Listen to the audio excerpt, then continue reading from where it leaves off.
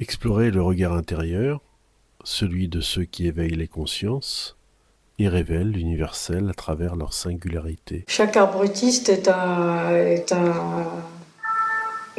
quelqu'un qui fait qui fait son art à part. Je veux dire, il n'y a pas à le situer dans un contexte historique donné. C'est l'important pour lui, c'est qu'il fasse ce qu'il a envie de faire et qu'il soit bien lui dans ce qu'il fait. Je ne sais pas vers quoi elle aurait évolué. Et justement, c'est ça qui nous manque aujourd'hui, parce que c'est la question qu'on se pose. Et savait mettre en valeur ces personnages très atypiques. Alors si j'avais une question à lui poser, comment il en est arrivé à ce mélange, à maîtriser ce mélange de ces cultures? Parce que l'idée est formidable, elle est géniale. Je veux dire, ce qui prouve bien que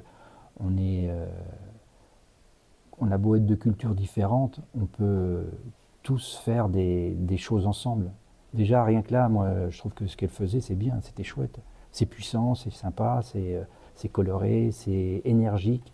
Elle donne la joie de vivre, en fait.